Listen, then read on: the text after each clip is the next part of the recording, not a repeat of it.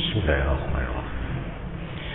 Assalamualaikum warahmatullahi wabarakatuh. Alhamdulillah alladzi arsala rasulahu bil huda wa bil haqq liyudhhirahu 'ala ad-dini kullihi wa kafa billahi shahida. Asyhadu an la ilaha illallah wahdahu la syarikalah wa asyhadu anna Muhammadan abduhu wa rasuluh la nabiyya ba'dah. Raditu billahi rabba wa bil islami dina wa bi Muhammadin nabiyya wa rasula. Allahumma inni as'aluka rizqan thayyiban wa ilman nafi'an wa amalan mutaqabbala. Bapak, Ibu para jamaah salat subuh yang dirahmati Allah, mari kita bersama-sama tidak henti-hentinya untuk senantiasa berucap syukur kehadirat Allah Subhanahu wa taala, karena sampai dengan pagi hari ini kita masih diberi kesempatan oleh Allah untuk bersama-sama bertemu muka, bersama-sama untuk kita mendekatkan salat di masjid yang insya Allah penuh dengan barokah dari Allah Subhanahu wa taala. Mudah-mudahan seluruh aktivitas kita selama ini semuanya diterima dan mendapatkan ridho dari Allah Subhanahu wa taala. Sholawat dan salam mudah-mudahan tetap terlimpah pada junjungan Nabi besar Muhammad sallallahu alaihi wasallam yang telah membimbing umat manusia dari yang gelap menuju yang terang.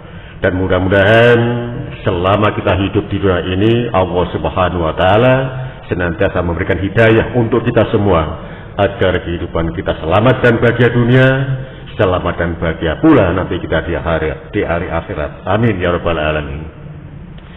Bapak sekalian,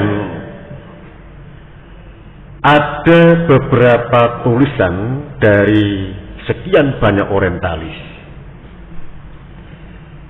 dan tidak tertinggal pula tulisan dari orang Islam sendiri.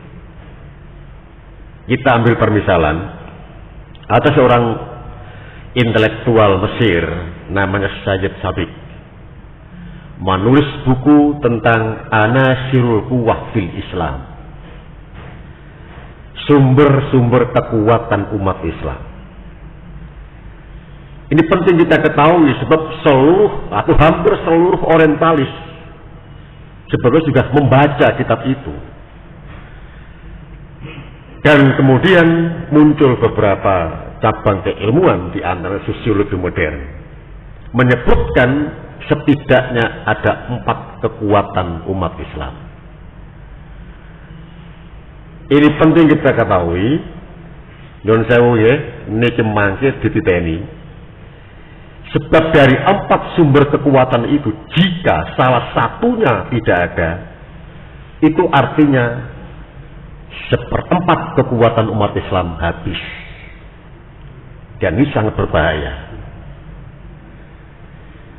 Oleh karena itu pagi hari ini terus saja saya kepengen mengajak jenengan untuk berpikir ulang tentang kekuatan kita. Hakikat kehidupan itu adalah pergumulan antara hak dan yang batil, antara yang musyrik dengan yang beriman. Bergumul terus. Nah, kita harus tahu kekuatan kita itu di mana letaknya. Oleh karena itu, mari kita bersama-sama untuk mengkaji sumber kekuatan umat Islam itu. Bapak sekalian, yang pertama, kekuatan umat Islam itu ada pada syariahnya,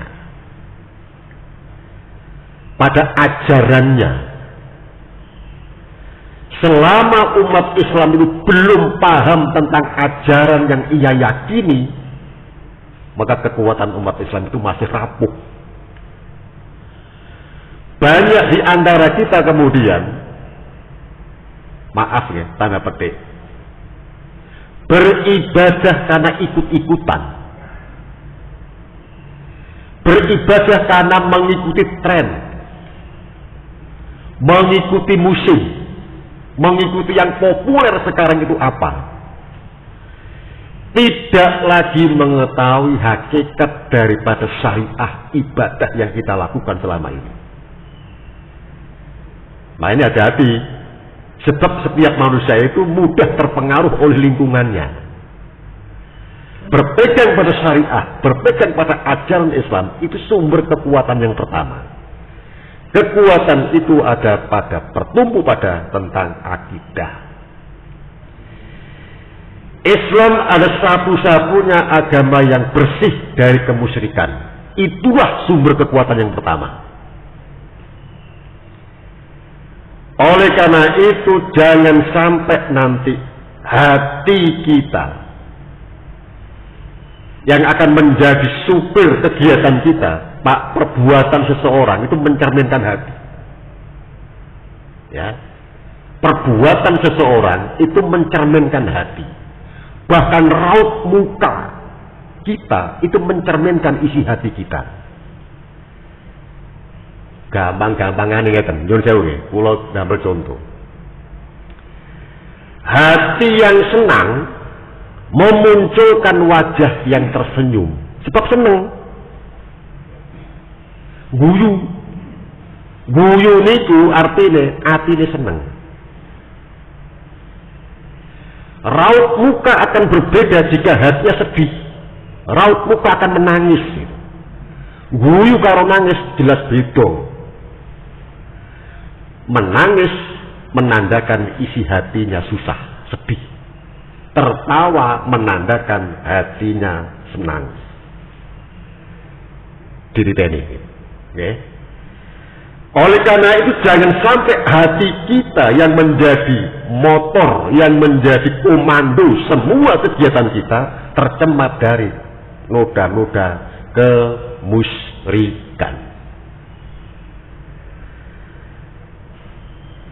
Saya tadi mendengarkan adanya Ustadz Najih Ihsan, ya Pak, ngaji tauhid itu penting, Pak. Ya, ngaji tauhid penting.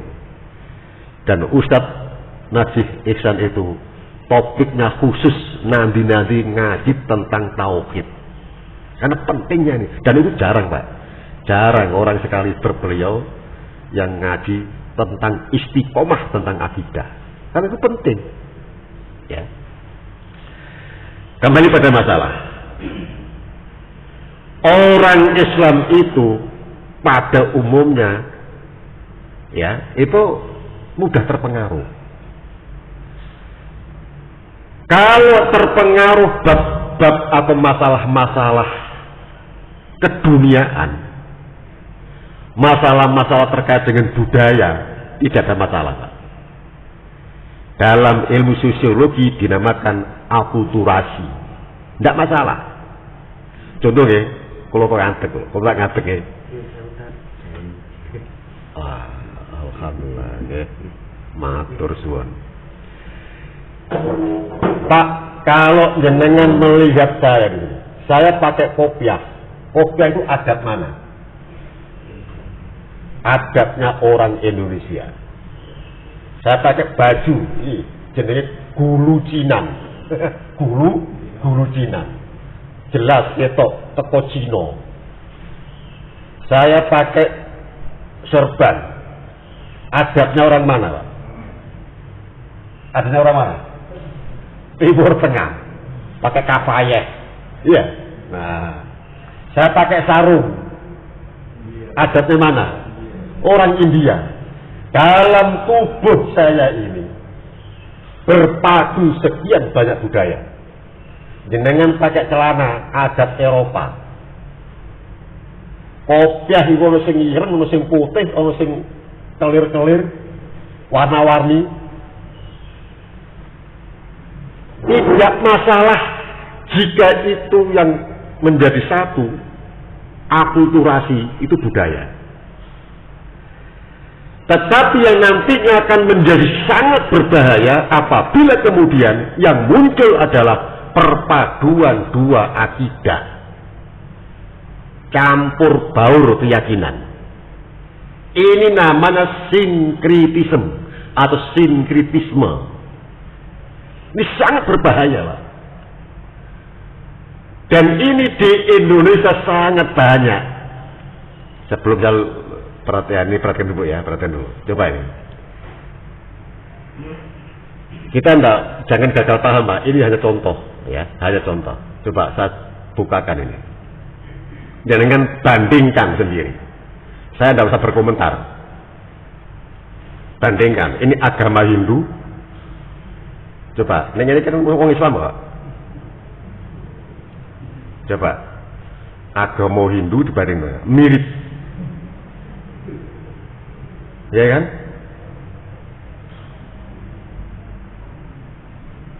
Ini pada saat peresmian sesuatu Pak. Ini juga sama, ini orang Hindu ya, agama Hindu ini. Mobil baru, wah, dikai apa?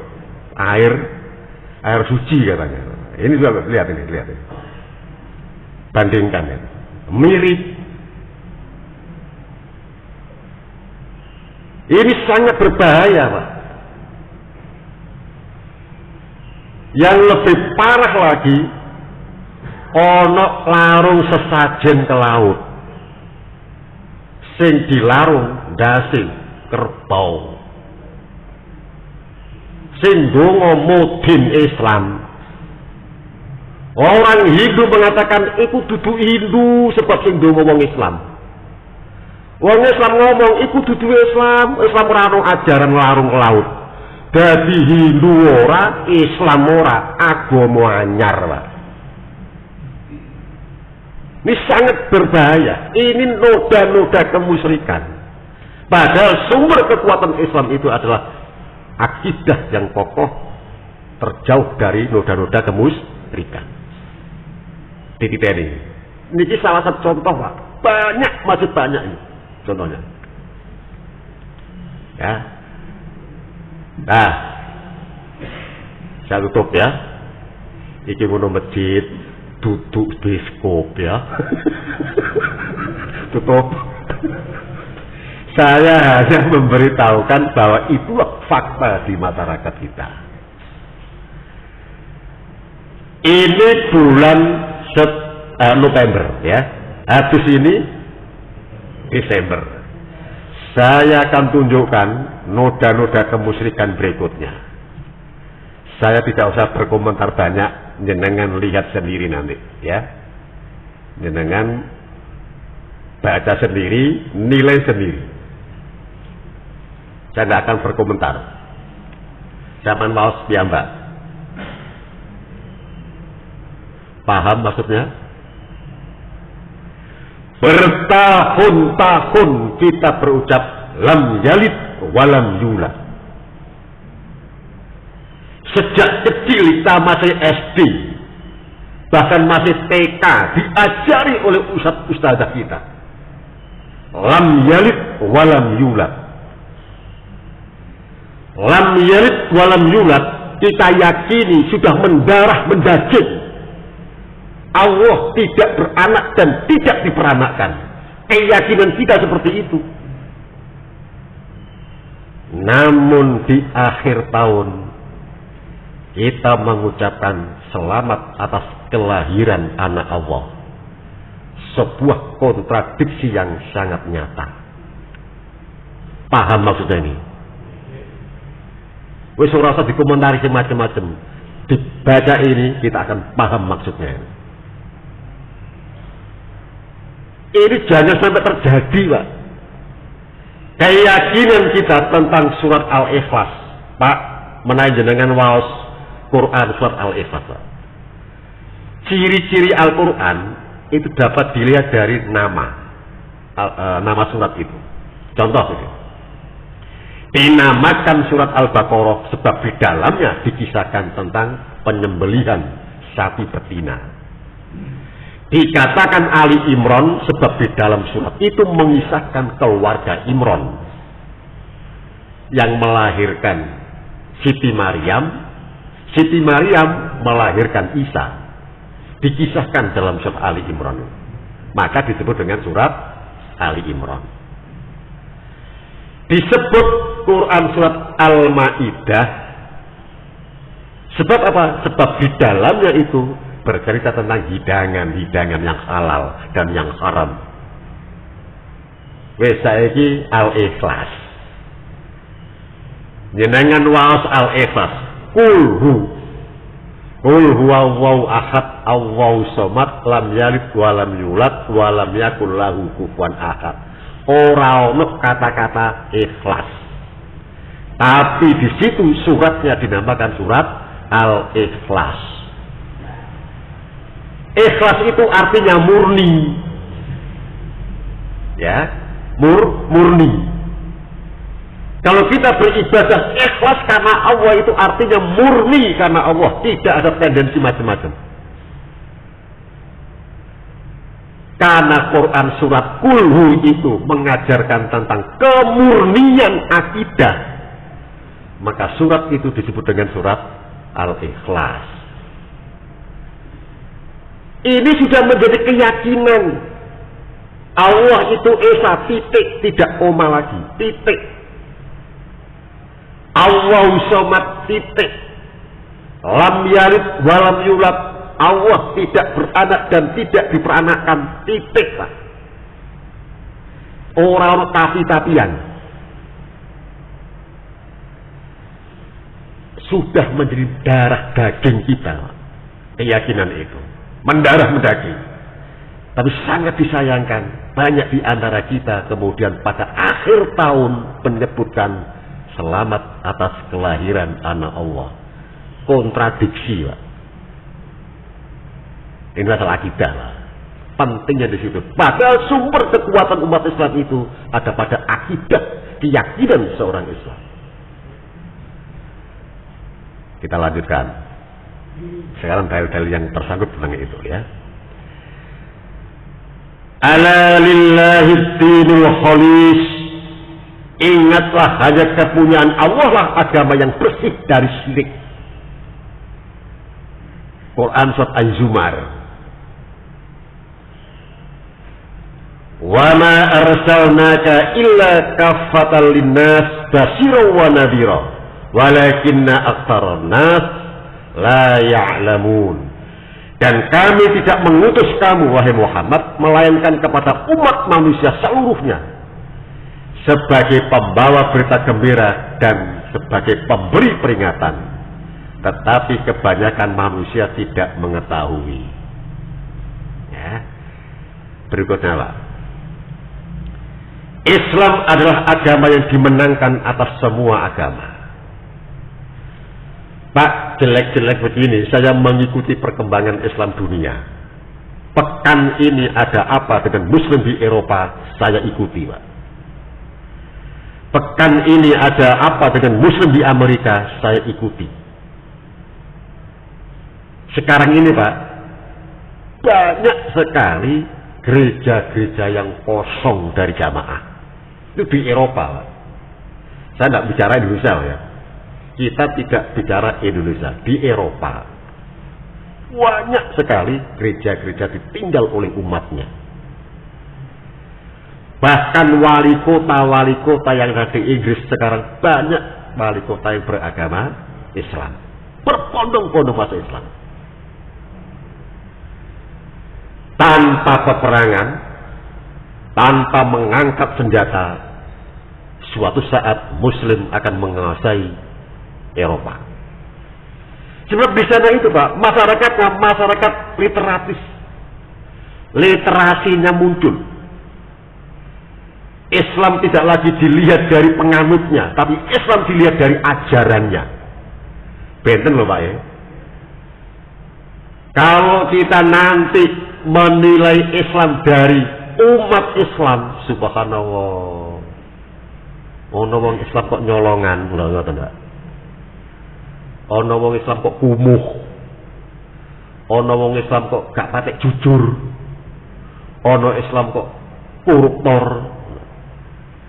Jangan melihat umatnya, Pak. Lihatlah ajarannya. Nah, di Eropa sekarang ini, di Amerika termasuk, manusia-manusianya, orang-orang di sana sekarang mempelajari ajarannya, bukan melihat orangnya. Pada saat ada menara kembar yang kena bom lewat pesawat itu, ada nilai positif, ada nilai negatif. Negatifnya apa? Islam di framing sama orang-orang benci pada Islam. Itu Islam, teroris. Itu tontonan Islam. Wong-wongane kurang ajar kabeh, ngerusak isone. Nah gitu.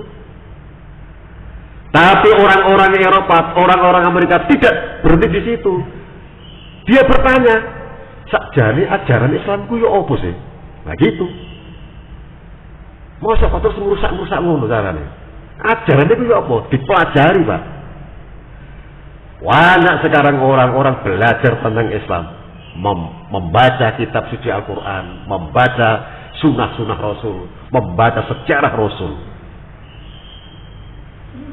Ada beberapa kemungkinan. Begitu dia membaca ajarannya, tetap tidak masuk Islam. Kenapa? Ada faktor-faktor lain. Bisa jadi karena mungkin gengsi dengan teman-temannya, atau mungkin dia tidak akan masuk Islam karena membacanya tadi hanya untuk mencari celah kelemahan-kelemahan umat Islam. Dole isalai Al-Quran gitu. Tapi tidak jarang begitu dia baca Quran, begitu dia baca sunnah-sunnah Rasulullah, dia baca sejarah para nabi dan sahabat, justru mereka masuk ke dalam Islam, berbondong-bondong masuk Islam. Ternyata yang menjadi teroris itu bukan dari ajarannya, tapi oknum-oknum yang salah dalam belajar. Dan itu Allah Subhanahu wa Ta'ala menjanjikan kepada kita. Coba, ayat paling sering kita dengarkan sebagai pembuka ceramah, pembuka khutbah, pembuka untuk memberikan tausiah. Walladzi arsala rasulahu bil huda wa dinil haq liyudhhirahu 'ala dini kullih walau karihal musyrikun walau karihal munafiqun walau karihal kafirun. Itu dari berbagai macam ayat. Ini ada dua ayat yang sama, Pak. Quran surat As-Saff ayat yang ke-9 dan Quran surat At-Taubah ayat 33. Redaksinya sama. Diulang ayat ini dengan redaksi yang sama, itu artinya Allah menegaskan. Pesan itu, Pak, kalau diulang, berarti pesan ini sangat penting. Jenengan dipamiti yoga jenengan, Pak, Bu, aku arepe nang Surabaya, aku arepe nang Jakarta. Kapan? Besok. Hati-hati lo ya. Hati-hati. Besok mau berangkat dipesenin lagi. Hati-hati lo ya untuk Jakarta. Wis ado mbek wong tuwa, hati-hati. Wingi pesen hati-hati, sisuke pesen hati-hati meneh. Sebab hati-hati itu penting, perlu diulang. Allah menjanjikan dalam ayat ini, Dialah yang mengutus Rasulnya dengan membawa petunjuk dan agama yang benar, agar dia memenangkannya atas segala agama-agama, meskipun orang-orang musyrik membenci. Diulang oleh Allah, Allah akan memenangkan agama Islam itu. Dalam peperangan mungkin Islam itu bisa kalah, Pak. Umat Islam bisa kalah, tapi umat Islam tidak akan pernah habis di muka bumi ini. Tidak pernah. Ya. Kita lihat, walaupun yang namanya dulu ada Cordova itu Spanyol, Pak. Ya. Dulu ada kerajaan Ottoman di Turki. Pada jayanya kemudian hancur.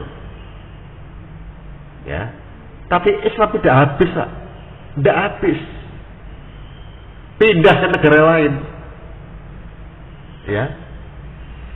Dulu ada seorang panglima perang namanya Genghis Khan.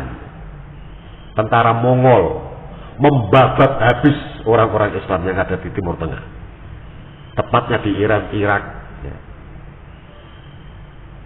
Apakah kemudian Islam habis? Tidak. Islam akan dimenangkan. Bahkan banyak orang-orang kemudian yang tadinya membenci pada Islam justru meluk agama Islam pada akhirnya.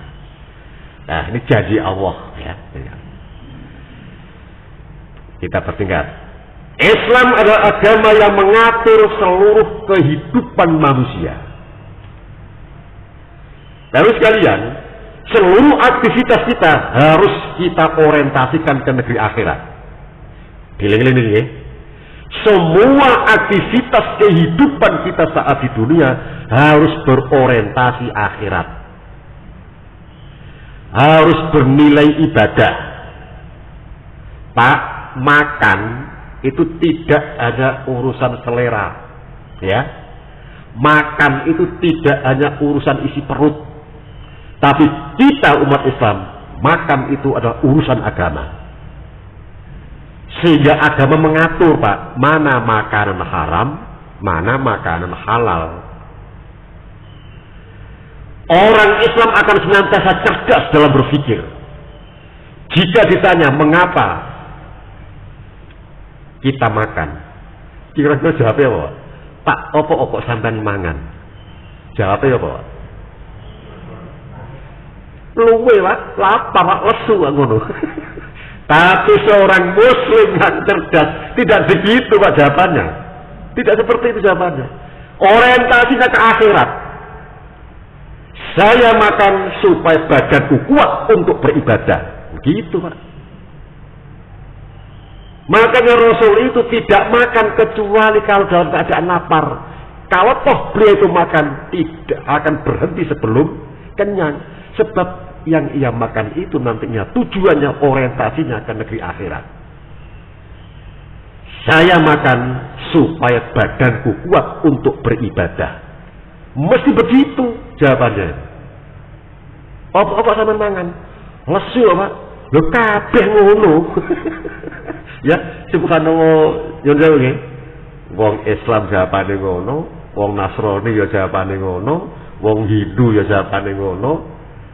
Bahkan nyun jauh, hewan-hewan ternak mengapa kok makan? Sebab nalurinya mengatakan wetenge kosong, wetenge luwe. Tapi orang Islam menjawabnya dengan orientasi negeri akhirat. Saya makan supaya badanku kuat untuk beribadah. Diriteni Pak, sepele Pak, tapi mencerminkan kecerdasan berpikir. Islam itu mengatur seluruhnya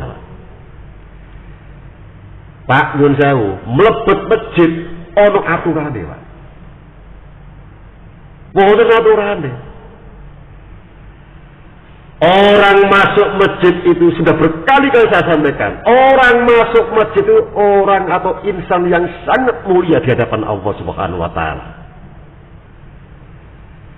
Orang yang pada saat melangkahkan kaki menuju masjid dapat dilihat Pak, dalam keadaan suci sembarang. Sak sembarangan suci. Niatnya niat yang suci. Hanya untuk ibadah, bukan untuk yang lain.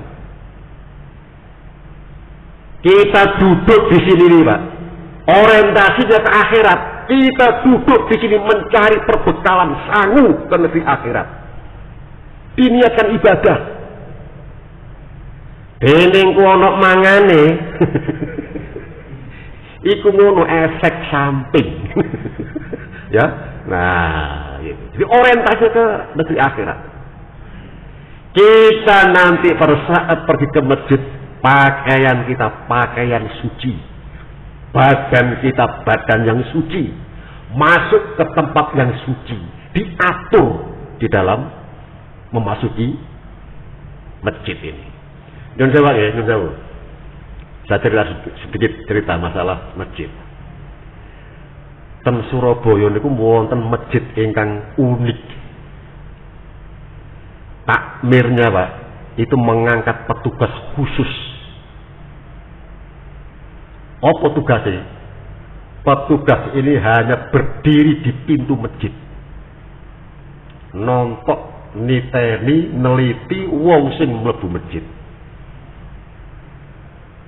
Ono mlebu masjid kok sikil kiwa dhisik kongkon balik. Ayo nek kene wani ngono.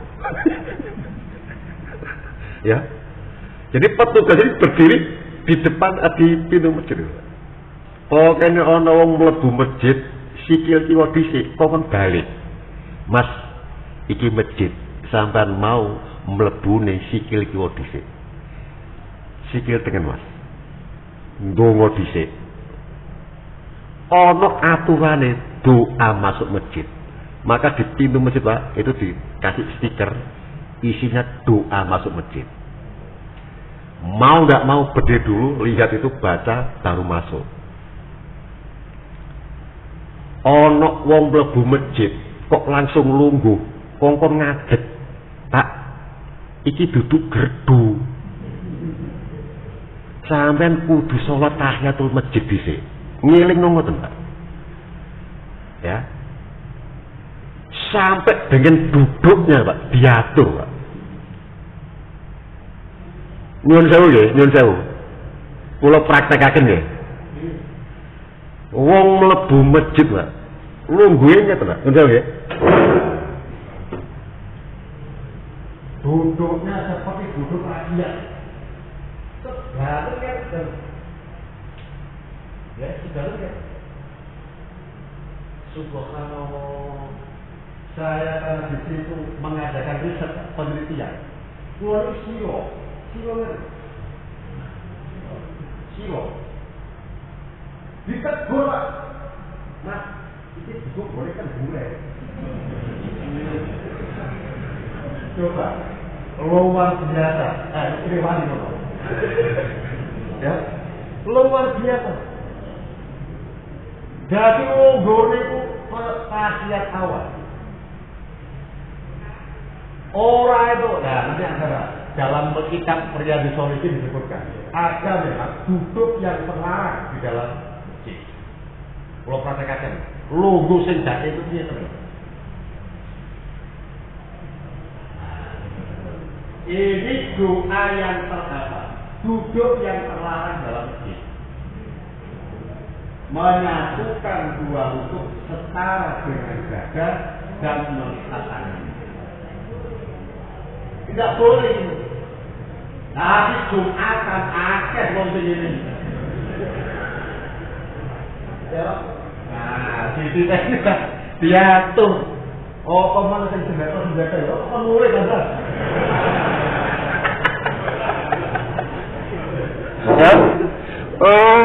Wong sikile dianggap, Mas, iki duduk wong golek kenduren. Ya Allah. Sing senjata har kok mulai, Mas, mulai Mas. Ya Allah. Itu Pak ya. Jadi diatur. Semuanya diatur. Orientasinya negeri akhirat. Nah, oleh karena itu, maka kita gunakan kesempatan kita. Pokoknya semua aktivitas kita, mari kita niatkan untuk ibadah kepada Allah Subhanahu wa taala. Ya, kita percepat ya, kita percepat. Nah, berikutnya, kekuatan yang kedua ada di dalam masjid. Al-masjid. Al-masjidu itu ada tempat sujud. Sumber kekuatan umat Islam itu ada di dalam masjid. Jika nanti di suatu tempat masjid itu kosong dari jamaah, itu artinya kekuatan umat Islam di situ habis. Lalu sekalian, berpuluh-puluh tahun orang-orang Yahudi yang ada di Palestina, berjuta-juta dolar sudah dikeluarkan, berpikir keras setiap hari, yo apa carane Masjidil Aqsa itu tutup. Sebab mereka tahu sumber kekuatan umat Islam itu ada di dalam masjid. Kalau kita tarik ke belakang tentang sejarah Republik Indonesia yang kita cintai ini, pahlawan-pahlawan kita banyak terlahir dari masjid. Bung Tomo waktu membakar semangat arek-arek Surabaya, apa yang diucapkan? Allahu Akbar, takbir, Pak. Takbir itu biasa dikumandangkan dalam masjid. Oleh karena itu sumber kekuatan umat Islam kedua ada di dalam masjid. Oleh karena itu nantinya kelola masjid ini yang dengan baik. Tugas takmir nyun sewu nggih, niki kula mboten gurui. tugasi takmir, ya apa carane jamaah kerasan di masjid. Ya. Ya apa carane jamaah ora mulai-mulai ke masjid. Ya. Kerasan di masjid. Ora nang masjid sedina rumangsa getun, rumangsa rugi, rumangsa menyesal. Lapo mau gak nang masjid. Hati yang terikat dalam masjid menjadikan orang itu mendapatkan perlindungan di padang mahsyar. Jadi yo apa carane jamaah itu kerasan nang masjid. Begitu mulai bojone ngomong, lapo nek mulai barang. Wah. Ayo, kira-kira omongan ngono iku omongan sing nyenengne to sing ya, barang sing lanang mulai, lapo nek mulai barang. Wah. Sing wedok ngomong ngono, iku artine minggat ae mari. Ya. Nah, jadi Bapak sekalian, ini penting kita utarakan. Karena apa? Kekuatan dalam masjid itu sudah diketahui oleh orang-orang di luar Islam. Maka yo apa carane masjid itu sepi, yo apa carane masjid itu tutup. Jadi Masjidil Aqsa itu Pak ditutup oleh orang-orang Yahudi. Karena apa? 3 masjid yang diyakini umat Islam, yang merupakan masjid persatuan umat Islam, Masjidil Haram, Masjid Nabawi, dan Masjidil Aqsa di Palestina. Lalu sekalian, betapa pentingnya kita itu melangkahkan kaki menuju masjid. Saya ajak jenengan untuk berpikir kembali. Sebelum Allah Subhanahu wa Ta'ala memerintahkan sholat yang 5 waktu, jadi sebelum Allah memerintahkan sholat yang 5 waktu, Allah menjalankan hambanya dari masjid menuju masjid. Isra Mi'raj, ya kan? Isra itu perjalanan malam hari dari masjid menuju masjid. Kemudian Mi'raj. Nah, Mi'raj itu mendapatkan perintah sholat yang 5 waktu. Jadi sebelum mendapatkan perintah sholat yang 5 waktu, Allah Subhanahu wa Ta'ala menjalankan hambanya dari masjid menuju masjid. Itu bukan perjalanan percuma, bukan kebetulan. Oleh karena itu, jangan bosan-bosan untuk melangkahkan kaki menuju masjid. Semakin jauh, semakin bagus. Sebab langkah-langkah menuju masjid itu menghasilkan ampunan dari Allah Subhanahu wa Ta'ala. Jadi ini omai cedek masjid, arepnya masjid, terorong bisa ya, ben aduh langkah-langkah. Ngono kok sing protes, Pak, aku mrene mau Pak, nggawa sepeda motor. Terus langkah-langkah kaki di mana? Nggawa sepeda motor itu rodone loro. Melangkahkan kaki yang kanan menghasilkan ampunan dari Allah, melangkahkan kaki kiri menghasilkan derajat kemuliaan di hadapan Allah. Nah, jadi Bapak sekalian, kekuatan masjid. Pak, saya tidak tahu di masjid ini programnya apa. Saya kasih tahu Pak ya, saya beberapa hari yang lalu menjadi tim penilai masjid-masjid unggul di Surabaya. Ini saya beritahukan supaya nanti setidaknya ada wacana.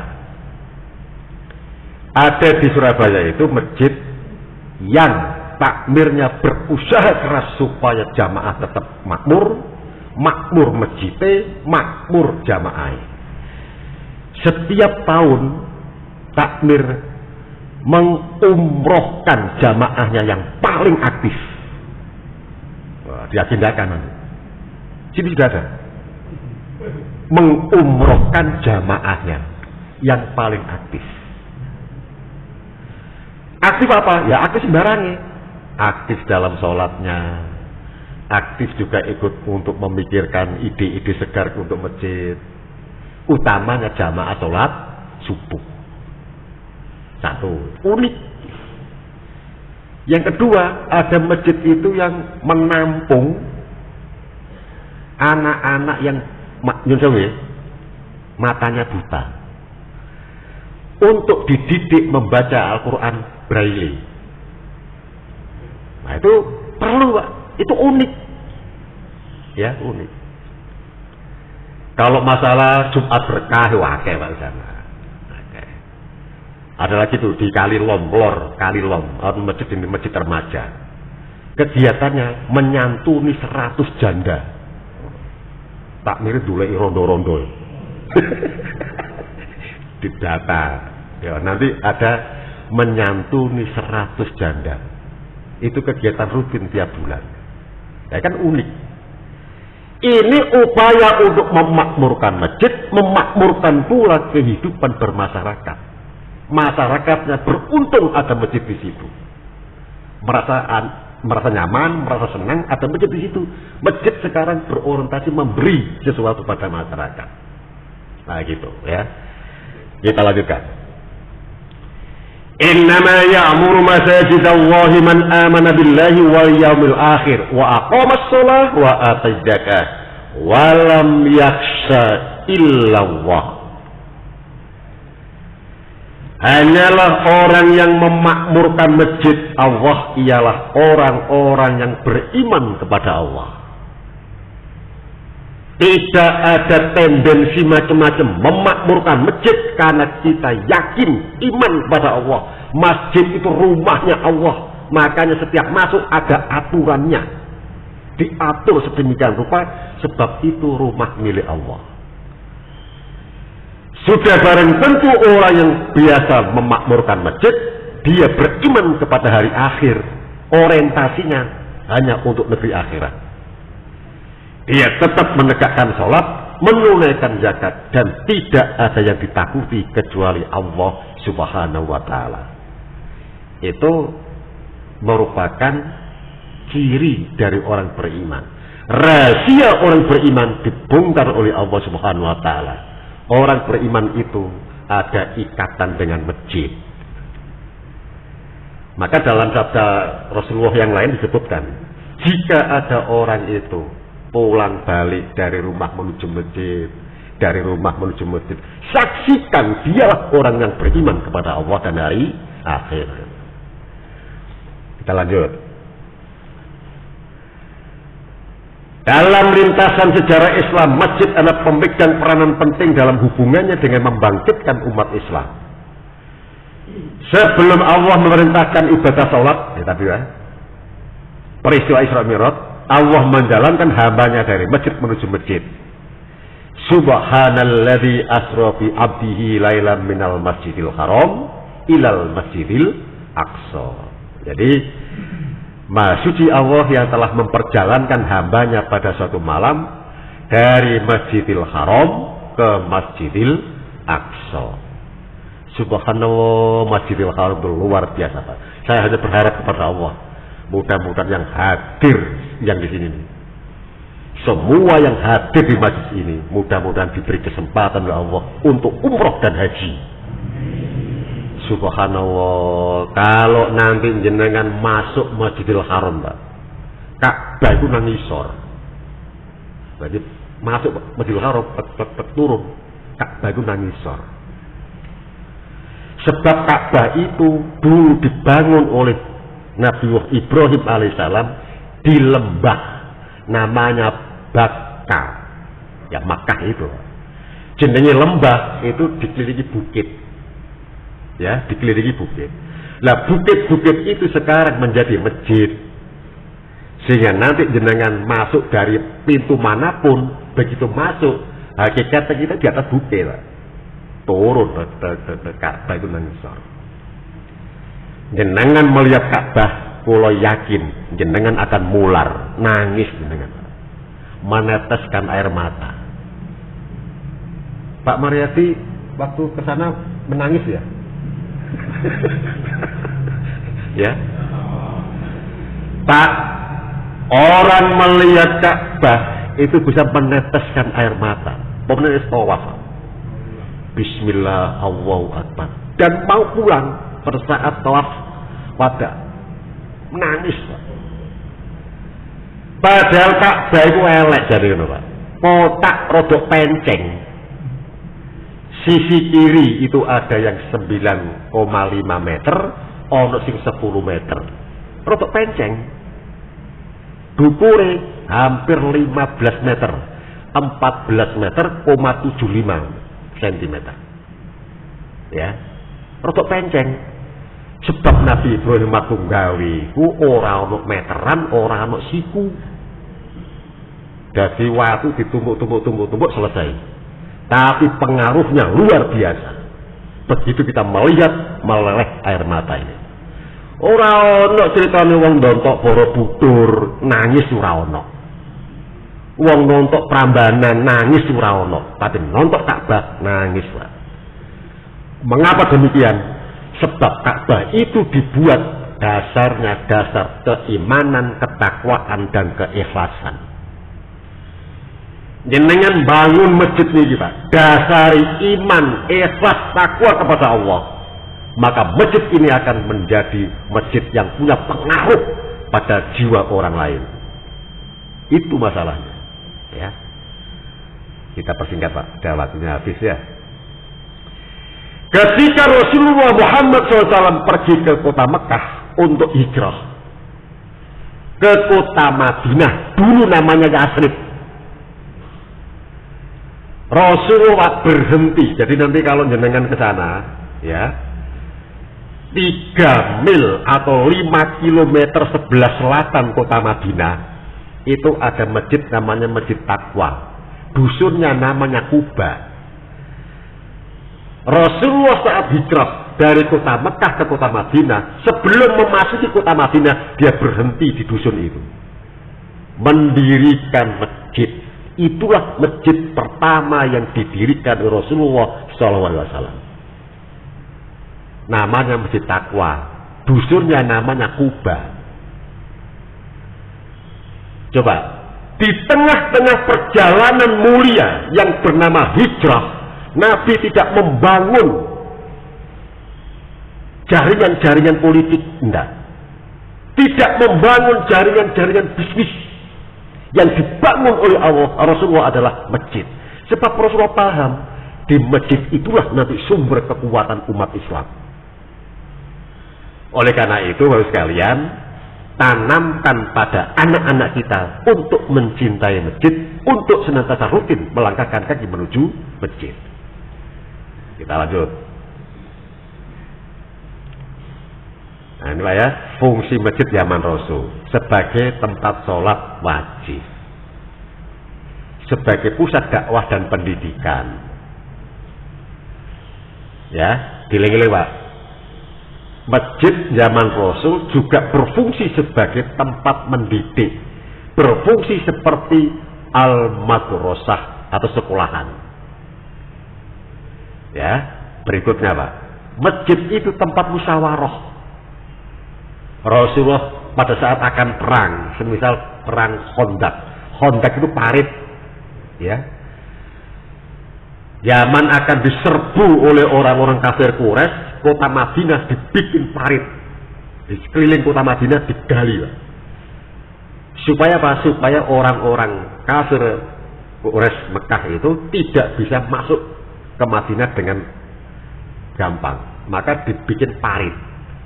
Sing kira-kira nek ana jaran niku melompat niku ora nyampe. Jadi ana kali nih ben digali. Iku terapat dhisik, Pak. Itu ide dari Salman Al-Farisi. Ya. Jadi Salman Al-Farisi. Jadi masjid tempat musyawarah.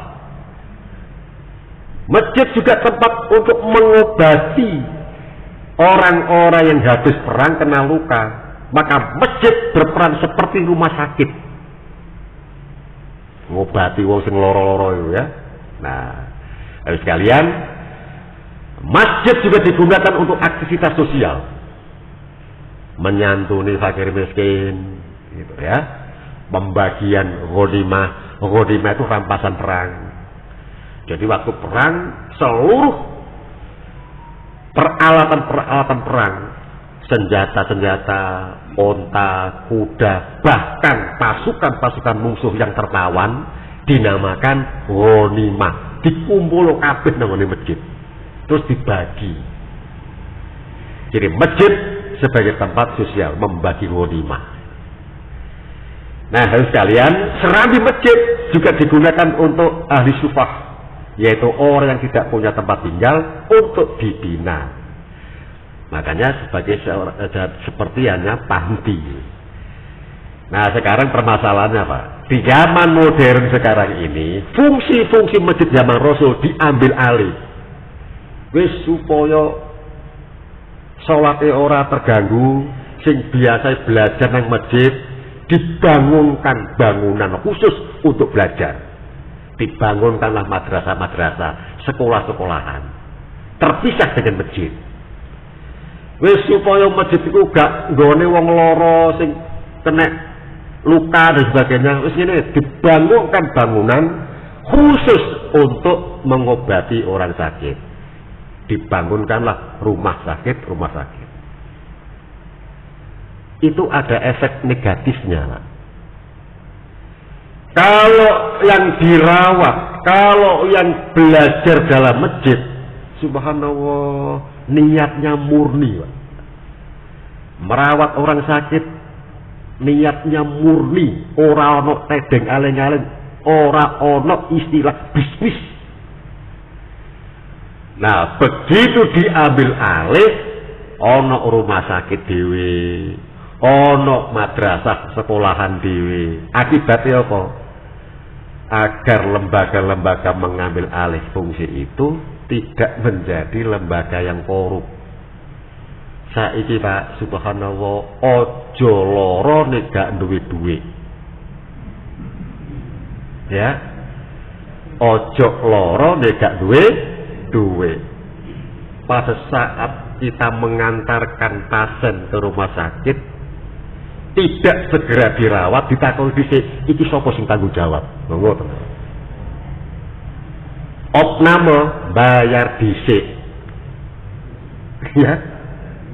Dadi nek ora duwe duit aja lara. Kalau zaman Nabi tidak begitu, Pak. Ditangani dulu, tangani. Sebab apa? Menangis di masjid, semangat ghirohnya berdakwah, semangat untuk membangkitkan ibadah itu ada. Barang wis pindah ke masjid, amblas kabeh, Pak. Saiki akeh madrasah-madrasah, sekolah-sekolah tarifnya tinggi-tinggi. Mondok biyen Pak, nek mondok zaman kula riyen subhanallah murah-murah Pak. Tapi saiki arek mondok koyo nang hotel. Mangan ana sing nyediani, ngumbah klambi ya ana sing nyediani, kasure empuk-empuk. Zaman kula riyen mboten ngoten Pak. Ngliwet dhewe. Esuk-esuk teman-teman upoh iki biasa Pak karo kancane. Ya, guyon sak koncone. Umbah-umbah biasa. Tapi saiki ora ngono. Kabeh orientasinya kadang-kadang nek ora duwe duit aja mondokno arek sing model kaya ngono. Tetep ora iso mandiri. Sebab nanti mondoknya sudah seperti hotel, keluar dari situ tetap tidak bisa cuci baju sendiri, tidak bisa masak sendiri. Ya. Jadi walaupun begitu, masjid melalui dakwahnya harus tetap dapat memberikan arahan kepada lembaga-lembaga tersebut agar dalam perjalanannya lembaga tetap bersinar ajaran Islam yang murni. Lebih jauh lagi, agar lembaga-lembaga yang mengambil alih fungsi masjid tidak menjadi lembaga korup dan ajang bisnis semata, sebab jauh dari ruh Islam. Bapak sekalian, karena sudah waktunya dijadwal 5 ya. Kita tidak sampai selesai kajian kita, tetapi setidaknya sudah ada tulisan-tulisan di situ. Ya, jadi enaknya kalau kita pakai LCD, ada tulisannya, walaupun kajian kita tidak selesai, ada dibawa pulang, bisa dibaca lagi di rumah. Kita akhiri pertemuan kita dengan berdoa, mudah-mudahan Allah Subhanahu wa Ta'ala mengabulkan doa-doa kita. A'udzu billahi minasy syaithanir rajim. Bismillahirrahmanirrahim.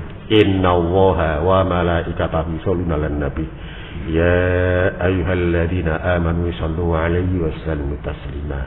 Allahumma shalli 'ala Muhammad wa 'ala ali Muhammad walhamdulillahi alamin. Ya Allah ya Rahman, ya Allah ya Rahim. Ya Aziz, Ya Ghafar, Ya Alimul Ghaibi was-Syahadah. Kami adalah hamba-hambamu yang lemah, berkumpul bersimpuh di tempat ini ya Allah, mengharap ampunanmu. Ya Allah, Ya Rahman, Ya Rahim, ampuni dosa-dosa kami, ampuni dosa-dosa kedua orang tua kami, kaum muslimin dan muslimat, baik yang sudah meninggal maupun yang belum Engkau panggil. Ya Allah, Ya Rahman, Ya Rahim, jadikanlah hati kami hati yang senantiasa mensyukuri akan nikmat-nikmat-Mu, hati yang senantiasa istiqomah beriman kepadamu. Ya Allah, Ya Rahman, Ya Rahim, jadikanlah diri kami, anak cucu kami sebagai hamba-hamba-Mu yang tetap dapat menegakkan sholat semata-mata hendak menyembah-Mu ya Allah. Ya Allah, Ya Rahman, Ya Rahim, berilah kami hidayah, berilah kami ilmu, sehingga kami dapat mengetahui mana yang hak dan mana yang batil, dan berilah kami kekuatan ya Allah untuk melaksanakan ajaran-ajaran-Mu. Ya Allah, Ya Rahman, Ya Rahim, jauhkanlah kami dari godaan syaitan yang terkutuk selama kami menjalani hidup ini. Ya Allah, Ya Rahman, Ya Rahim, perkenankanlah doa kami. Allahumma ighfir lil muslimina wal muslimat wal mu'minina wal mu'minat al ahya'i wal amwat bi rahmatika ya arhamar rahimin. Rabbana taqabbal minna innaka antas samiul alim wa tub alaina innaka antat tawwabur rahim. Rabbana la tuzigh qulubana ba'da idh hadaitana wa hab lana min ladunka rahmah innaka antal wahhab. Allahumma arinal haqqa haqqan warzuqna ittiba'ah wa arinal batila batila warzuqna ijtinaba. Rabbana atina fid dunya hasanah wa fil akhirati hasanah wa qina adzabannar. Subhana rabbika rabbil izzati amma yasifun wa salamun alal mursalin walhamdulillahi rabbil alamin. Hasbunallah wa ni'mal wakil, ni'mal maula wa ni'man nasir. Subhanakallahumma wa bihamdika asyhadu an la ilaha illa anta astaghfiruka wa atubu ilaik. Wassalamu alaikum warahmatullahi wabarakatuh.